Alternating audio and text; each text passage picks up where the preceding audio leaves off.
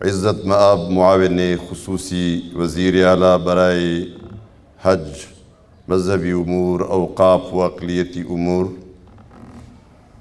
Additional secretary اوقاف، deputy secretary اوقاف، administrator اوقاف اور میرے انتہائی عزیز اور محترم مہمانان گرامی اور اس مجلس کے شرکاء، علماء کرام، خطباء عظام اور مشائخ کرام،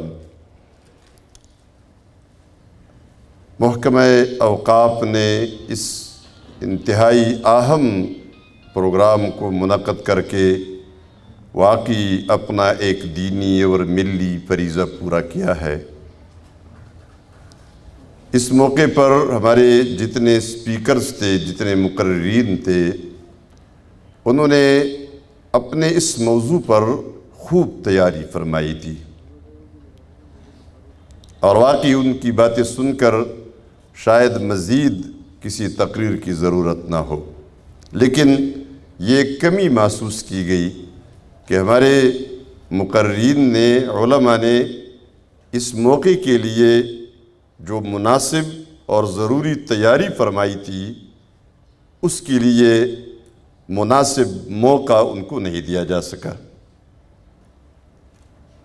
آئندہ کے لیے ہم یہی کوشش کریں گے کہ یہ موقع بھرپور ہو اور جو لوگ دور دور سے یہاں جمع ہو تو ہمارے موضوعات جو مقررین کو حوالے ہو، اس کے لیے مناسب موقع بھی میسر ہو۔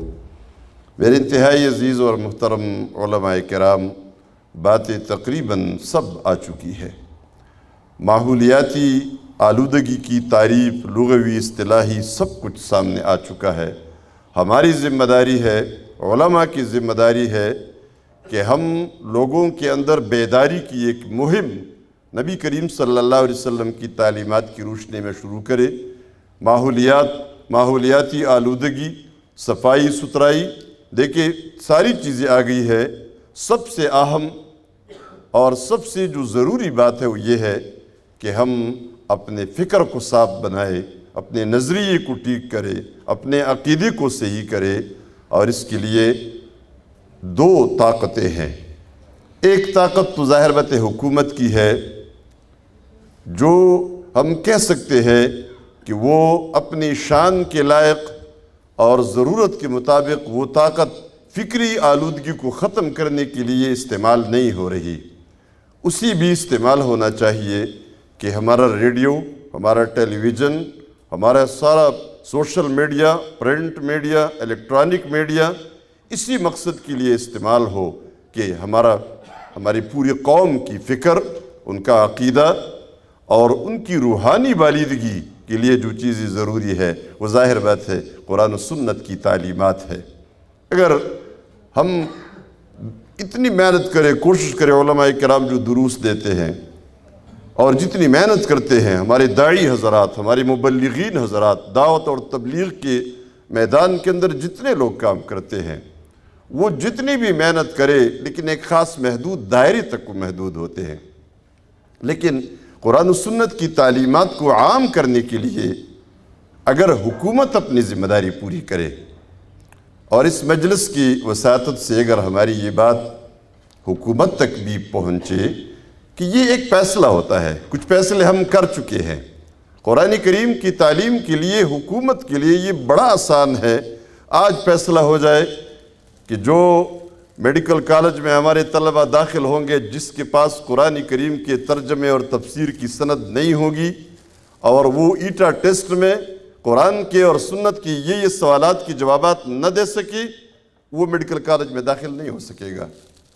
جیسے ہمارے دوسرے مضامین اس میں شامل ہوتے ہیں، سی ایس ایس کے آفیسرز اور پی ایم ایس اور ڈی ایم جی اور جتنے بھی ہمارے آفیسرز بنتے ہیں، ان کے لیے اگر یہ ضروری ہو جائے کہ جب تک قرآن کا ترجمہ انہیں نہ پڑھا ہو اس وقت تک وہ اپنے اس منصب پہ کامیاب نہیں قرار پا سکیں گے۔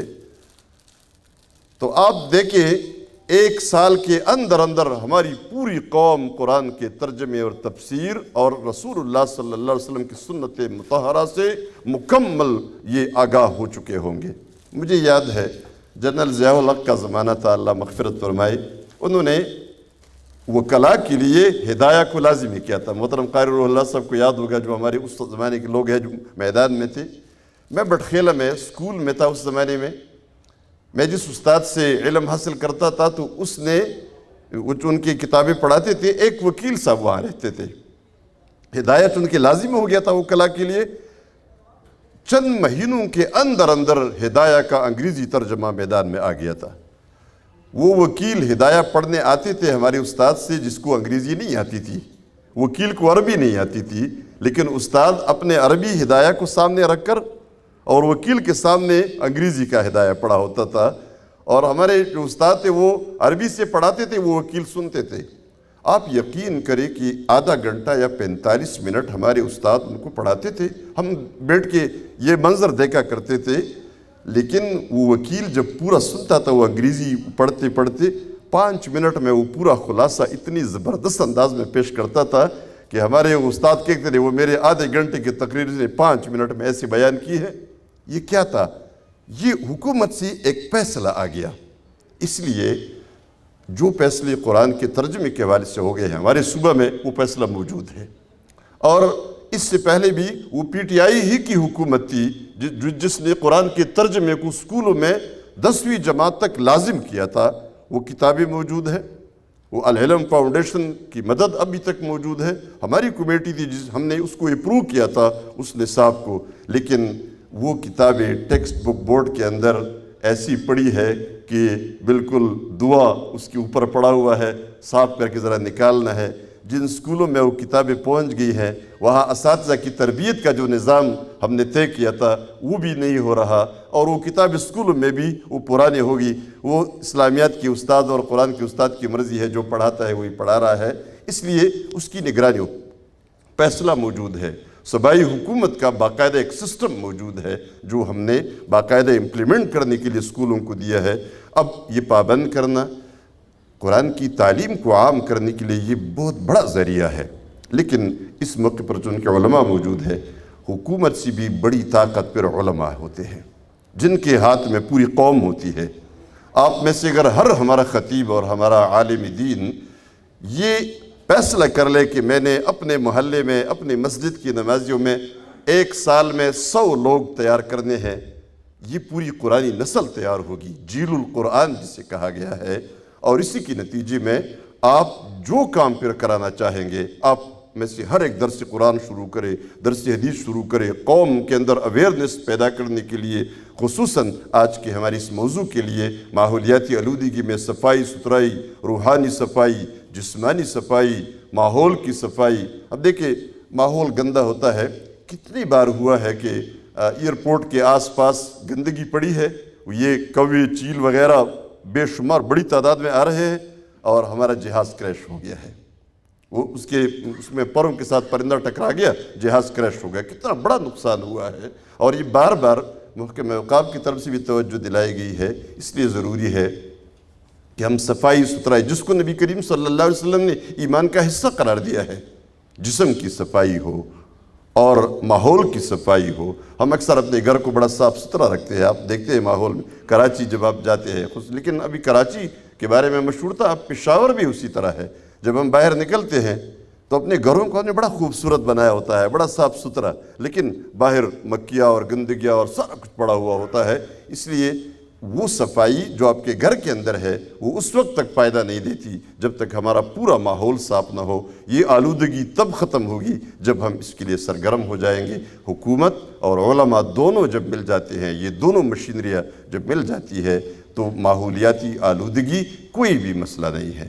اس کی تعلیمات موجود ہے، اس کا سب کچھ، اس کی پوری تفصیلات موجود ہے، کتابیں لکھی ہوئی ہے، بس عمل کی ضرورت ہے۔ اور یہ 2 قوتیں ہیں، سب سے بڑی قوت یہ وہ علماء کے پاس ہے۔ مسجد کے محراب اور ممبر کو، اپنے دروس کو، حکومت کے ڈنڈے سے شاید لوگ اتنی بات نہ مانیں، آپ کی بات سے جو آپ ممبر و محراب سے کہتے ہیں وہ دلوں پر اثر کرتی ہے۔ آپ بے تاج بادشاہ ہے، آپ کے پاس کوئی عہدہ نہیں ہے بادشاہی کا، لیکن اصل بادشاہی وہ علماء ہی کے پاس ہوتی ہے کہ قوم جمع ہوتی ہے، آپ کی بات سنتی ہے۔ مجھے امید ہے انشاءاللہ کہ ہمارے آج کے اس مجلس جس میں تھوڑی سی تشنگی رہی ہے، اور میرے خیال میں ہم کوشش کریں گے کہ آئندہ یہ تشنگی کم از کم نہ ہو۔